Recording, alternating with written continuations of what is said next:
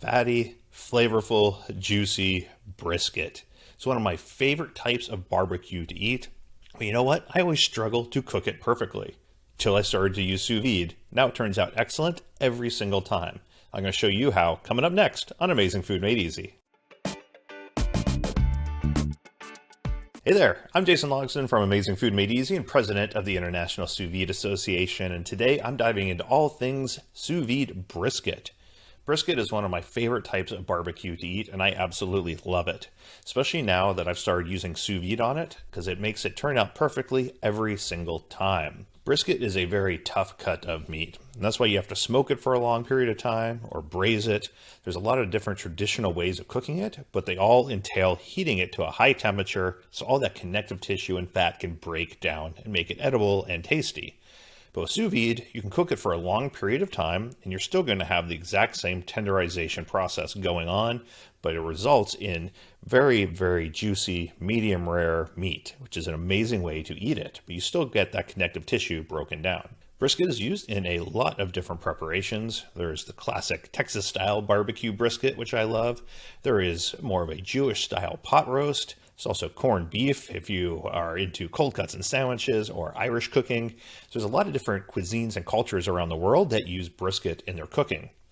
And with sous vide, why you should consider using it is because using the long cook times, it breaks down all the tough muscle fibers and results in an incredibly tender brisket. Now, there are some downsides to using sous vide. You don't get that nice dark bark that you would with a traditionally smoked brisket, and you don't have that smoky flavor.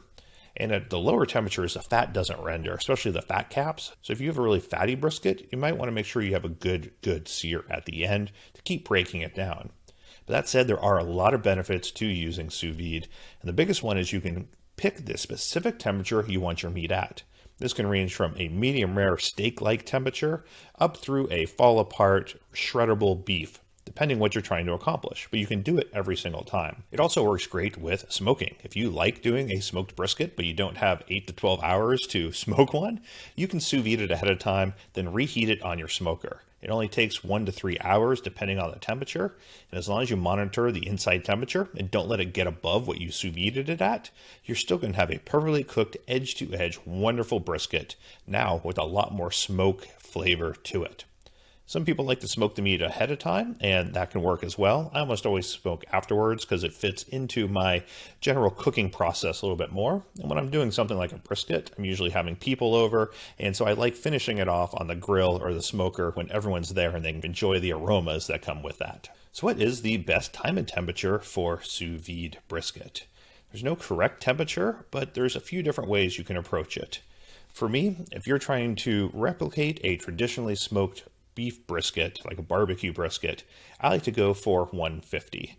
To me, that's the perfect braise temperature. I also do 150 if I'm trying to do a corned beef or a more Jewish style braised brisket. That's my traditional brisket temperature, is 150. Normally that's going to help break it down in about 1.5 to 3 days. So it's still a long cook period, but it breaks down a little more of that connective tissue. It's going to be a lot juicier because you're not raising it too high above that 154 mark where a lot of juice is lost in meat. And you can cook it for a long period of time to really tenderize it and make sure it's perfectly cooked. If you want more of a traditional feel, then you can go up to 165. And I feel like that's starting to get more fall apart, more shreddable. It's really starting to break down a lot more.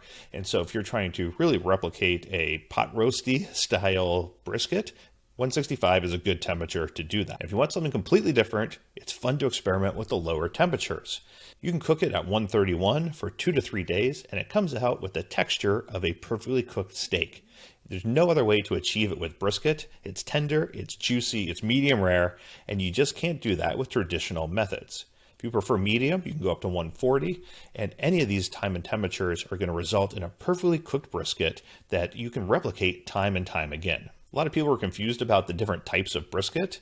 There's really 3 types of cuts. There's the whole brisket, which is usually sold as an untrimmed or packer cut brisket. Then if you break that down, you have the point cut, which is fatty and more flavorful, and the flat cut, which is leaner, and it's often called the first cut. So when you go to the store to buy a brisket, to sous vide it or to cook it in a traditional method, you want to make sure that you get the type of brisket that's going to be best for what you're trying to accomplish. My favorite is the point cut or the whole brisket, and someone like my dad that doesn't like a lot of fat would prefer the flat cut because it's going to be a lot leaner. I also feel something like the flat cut works better at lower temperatures, at 130 to 140, than it does at higher temperatures because you don't have a lot of that fat or connective tissue. Where the point cut can be used at 150, 165, and it's still going to retain a lot of that flavor and a lot of that juiciness that you would lose with a flat cut.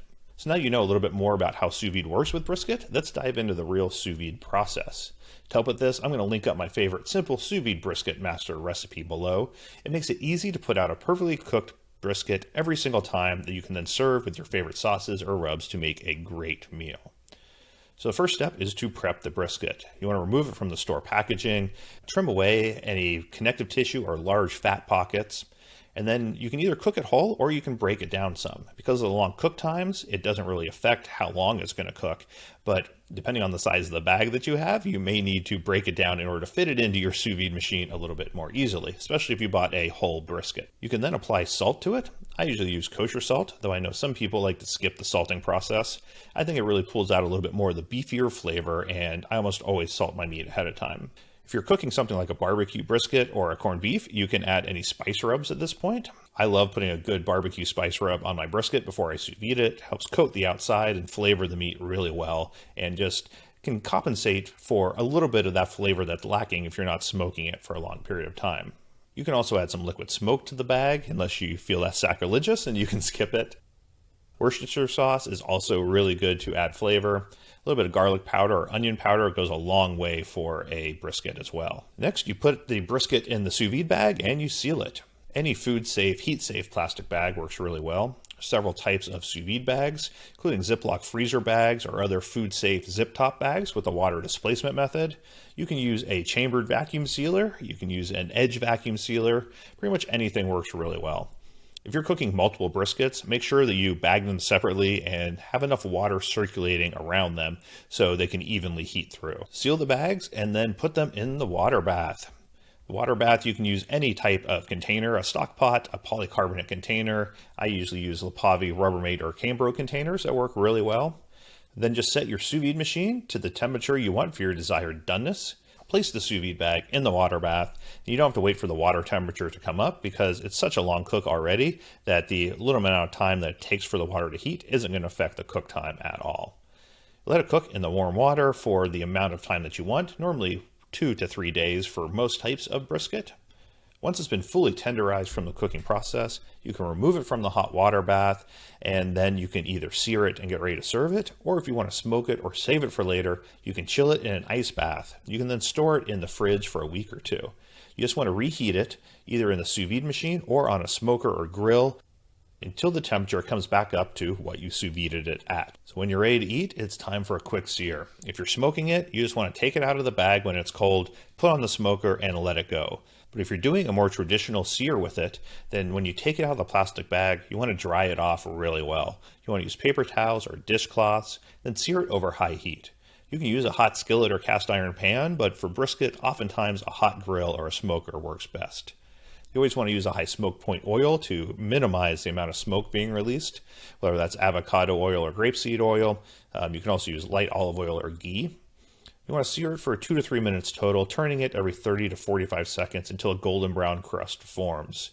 And if you want a better sear, you can let it cool off on the counter or an ice bath a little bit before you start the searing process. This will give you more leeway to sear it for a longer amount of time before the core temperature comes up too much. Another pretty unique way to finish off a brisket is to actually just reheat it in your oven. This is something that Chef Steps has recommended if you want to replicate a little bit of the bark-like texture on the outside. Set your oven to about 250 degrees Fahrenheit and use your convection setting if you have one. Then you can put the meat in there and let it reheat in the oven. The outside is going to dry out and it's going to overcook a little bit just on the outside, which results in a more traditional like bark texture, which a lot of people really like. Like I said, you can also finish it in your smoker with any of your favorite wood chunks. And I'll often just sear it on my gas grill and it still comes out great and tastes very, very good for a barbecue brisket. You can then slice it and serve it with barbecue sauce, corn on the cob, or baked beans. You can also serve it with more braised brisket sides like mashed potatoes, if that's the type of meal that you're trying to emulate, or even just some sea salt, some fresh herbs, and a compound butter, however you like to eat your brisket. Now you know everything you need to know about making a perfectly cooked sous vide brisket. If you have any comments, please drop them below. And for people just getting started, I always recommend my free quick start course at afmeasy.com/quickstart. And I do a lot of work with the International Sous Vide Association, including free showcases, demos, and cook-alongs at the isva.org. Till next time, I'm Jason Logston.